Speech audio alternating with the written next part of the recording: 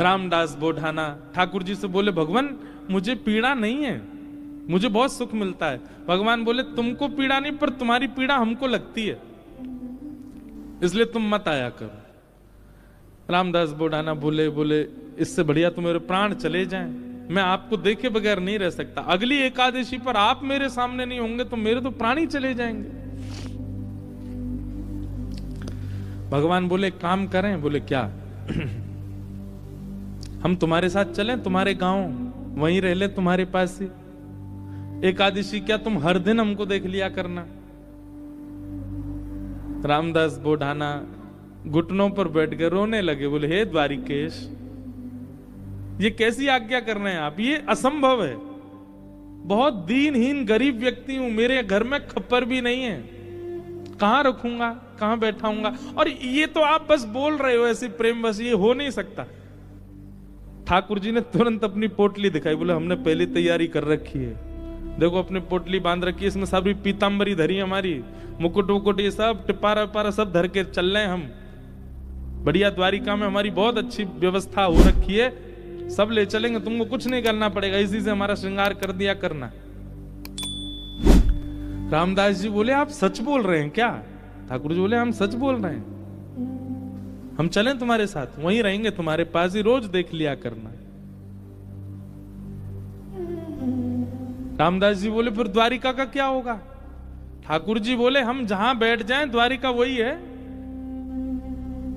और रही बात, जब एक साथ हम 5 रूप धारण, हजारों रूप धारण कर सकते हैं, तो 2 रूप भी धारण कर लेंगे। आज तक तुमने एकादशी जिस रूप को देख करके की है, वो रूप तुम्हारे पास रहेगा, यहां एक दूसरा व्यवस्थित हो जाएगा। रामदास जी को पूरी तरह यह विश्वास हो गया कि ठाकुर जी मजाक नहीं कर रहे, ये सच बोल रहे हैं, ये चलेंगे मेरे संग। नियम का फल ये मिलता है। देखो, एक नियम को जब व्यक्ति तत्परता से करता है तो ठाकुर जी ऐसा देते हैं उसको। कई लोग कह देते हैं एकादशी पर भूखे रहने से भगवान को कोई, इससे थोड़ी प्रसन्न होंगे भगवान। ठाकुर जी प्रसन्न नहीं होते हैं, पर आपकी तत्परता ठाकुर जी देखते हैं। आजकल बच्चे ऑफिस जाते हैं, ऑफिस का टाइम क्या 9 बजे, अब कोई आवे 9:30, कोई आवे कोई आवे 9:45। अब उसको सब लोग, जो टाइम पे आने वाला बच्चा, उसकी सब मजाक उड़ाते हैं, बोले तू भी क्या पागल है, 9 ही बजे आ जाता है बिल्कुल। अरे सैलरी ले रहे हैं, मेहनत करनी है, ठीक है, टाइमली, ठीक है, थोड़ा आधा पौना घंटा ऊपर नीचे चलेगा, लेकिन वो बालक कहता नहीं, ये मेरी तत्परता, मैं 9 बजे ही आऊंगा।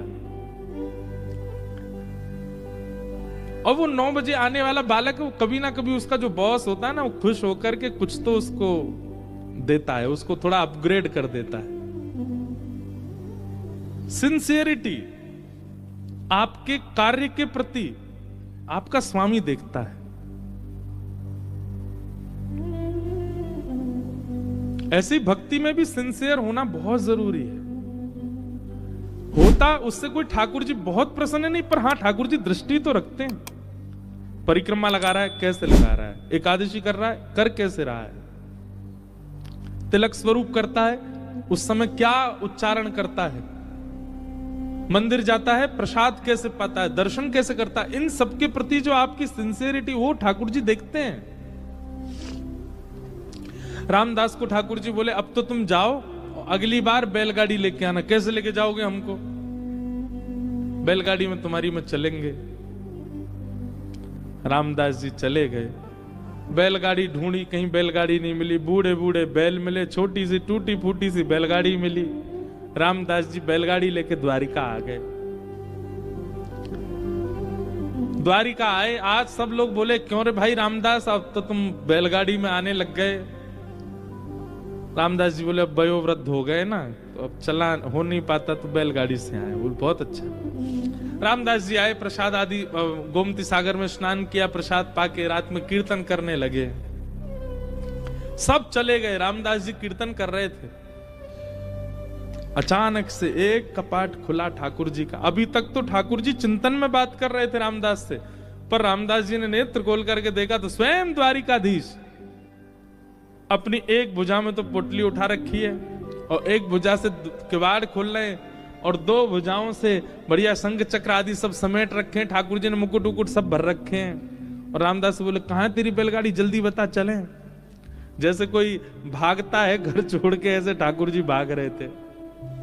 आज भी मंदिर दर्शन करने जाओ आप तो द्वारिकाधीश जी की जब परिक्रमा करेंगे तो पीछे ही रामदास बोढ़ाना जहां से जिस खिड़की से ले गए ठाकुर जी को, वो खिड़की है अभी भी मंदिर में। ठाकुर जी निकल के बाहर आ गए। चलो, रामदास जी को तो विश्वास ही नहीं हो रहा है, स्वयं द्वारिकाधीश मेरे साथ जा रहे हैं।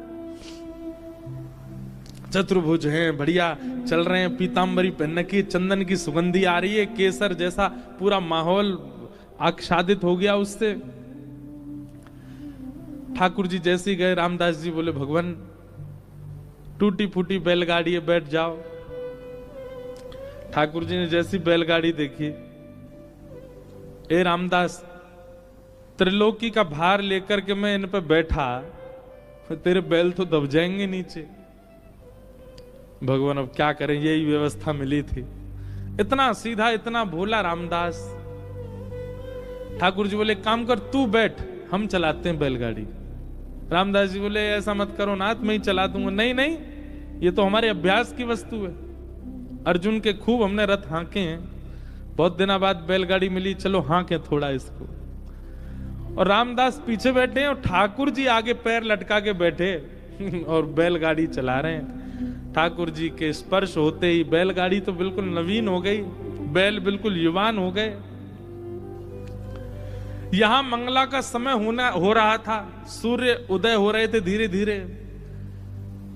ठाकुर जी बोले रामदास, इस सुबह होते ही सब पंडा पुजारी भागेंगे, ढूंढेंगे, देखेंगे मंदिर में तो मैं हूं नहीं, सब आ जाएंगे। ये हमको बीच रास्ता में ही पकड़ लेंगे। तभी थोड़ी दूर ही पहुंचे थे, वहां एक बाबरी थी, एक सरोवर था। ठाकुर जी ने कहा तुम हमको नीचे छुपा दो ताकि कोई हमको ढूंढ ना पाए, क्योंकि ढूंढने वाले तो आएंगे और जब ढूंढ हार के चले जाएं, कुछ ना मिले, फिर हमको दोबारा लेके फिर चल देना आगे। रामदास जी मनी मन इतने प्रसन्न हो रहे हैं, बोले ठाकुर जी आपको क्या पड़ी है जाने की मेरे साथ? अरे मैं तो मना कर चुका हूं 5 बार कि ठाकुर जी आप यहीं रह लो, पर नहीं, उन्हीं की इच्छा है जाने की। जब मन ऐसा भटकता है ना ठाकुर जी में, तब ठाकुर जी ऐसा करते हैं, आपके मना करने पे भी चल देंगे आपके साथ। हमारे लाल जी, गिरधर लाल जी,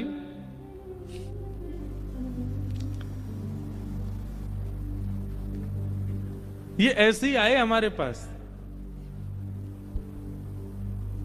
जब प्राप्त हुए थे ना, तो एक बार मैंने तो, अब बोलने में अटपटा लगता है, पर एक बार मैंने तो यही कहा कि मुझे तो श्रृंगार आता नहीं, मुझे सेवा आती नहीं, कैसे करूंगा, कैसे संभालूंगा, कैसे इनकी नथ बेसर धराऊंगा, कैसे इनके नेत्र श्रृंगार, कैसे मुकुट पाक कैसे बनाऊंगा। ये अभी जो ये स्वरूप दिखा आपको, दिखा उसमें, ये साल में एक बार हमारे गिरधर लाल जी जगन्नाथ जी बनते हैं, तब का स्वरूप है, रथ यात्रा वाले समय पर। ठाकुर जी को जगन्नाथ, और जो वैसे रूप है वो वाला भी दिखाओ जो सामान्य है। सामान्य सबने देखे ही हैं, श्रीनाथ जी के रूप में हमारे लाल जी हैं, और नेक्स्ट से हैं, छोटे से, पर ये आए स्वयं, और ये स्वयं ही आते हैं, आप नहीं लेते हैं।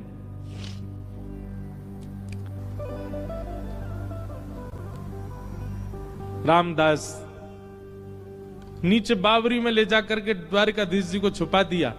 पीछे से सब पुजारी दौड़े दौड़े आए, देखा तो रामदास जी धीमे धीमे अपनी बैलगाड़ी चला रहे हैं। सबने रोक लिया, बोले रुको, तुम ही थे रात भर मंदिर में, ठाकुर जी कहां गए हमारे? रामदास जी बोले मुझे तो नहीं पता, दिखाओ। सब देखा, बैलगाड़ी में कुछ नहीं। तभी एक बैलगाड़ी के छोड़ पर ठाकुर जी की पीतांबरी का एक भाग चिरा हुआ फटके इरज गया। अच्छा, ये सब लीला भी ठाकुर जी जानबूझ के ही करते हैं, क्योंकि कहीं ना कहीं कुछ ना कुछ ठाकुर जी को दूसरों को संकेत कराना है।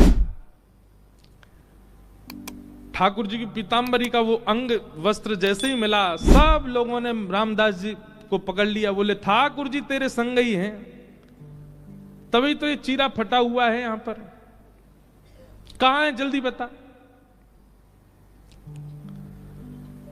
उन्होंने मना किया तो सबने उनको मारना शुरू कर दिया, इतना मारा इतना मारा इतना पीटा, बेचारे अधमरे से हो गए, बस श्वास चल रही है, बाकी तो नेत्र बंद हो गए, सुध बुध चली गई, गिर गए धरती पर।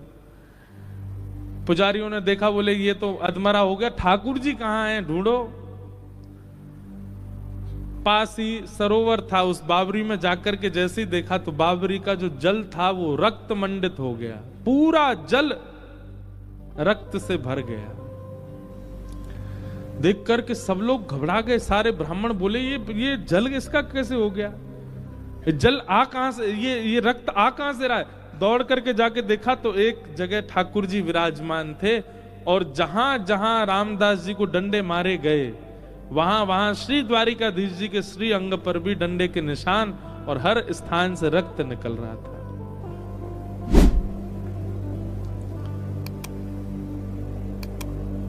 सब पुजारी जी चरणों में गिर गए, सब ब्राह्मण देवता बोले भगवान ये क्या हो गया, बोले ये क्या हो गया, मेरे भक्त को मारते हो, मेरी इतनी आराधना करी, मेरी इतनी सेवा करी, इतना अर्चन किया, उसके बाद भी ये नहीं समझ पाए कि मेरे भक्त और मुझ में कोई अंतर नहीं है। सब क्षमा याचना करने लगे। ठाकुर जी बोले अब कुछ नहीं होगा, अब तो हम रामदास के साथ ही जाएंगे और वहीं रहेंगे। और ठाकुर जी सब देखते रह गए, लेकिन रामदास जी के साथ में ऊपर आए ठाकुर जी, और आकर के रामदास जी को जैसे हृदय से लगाया, सारे घाव ठीक हो गए, और कहा ले चलो हमको। ठाकुर जी गए सीधे और डाकोर जी में जाकर के रामदास जी के यहाँ विराजमान हो गए, और उनका नाम पड़ा रणछोड़ राय भगवान। बोलो रणछोड़ राय भगवान की। रास रचो है, रास रचो है, आज यमुना के नारे महारास रचो है। रास रचो है, रास रचो है, यमुना के नारे महारास रचो है। रास रचो है, रास रचो है, आज यमुना के नारे महारास रचो है। रास रचो है, रास रचो है, यमुना के नारे महारास रचो है।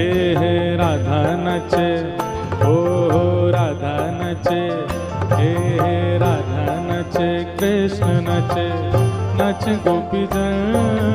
राधा नचे, कृष्ण नचे, नच गोपी जन। क्योंकि मन मेरा बन गया सखी रे पावन वृंदावन। मन मेरा बन गया सखी रे पावन वृंदावन। हे मन मेरा बन गया सखी रे पावन वृंदावन। मन मेरा बन गया सखी रे पावन वृंदावन। ओ रास रचो है, रास रचो है, आज यमुना के नारे महारास रचो है। रास रचो है, रास रचो है, यमुना के नारे महारास रचो है। हे रास रचो है, रास रचो है, यमुना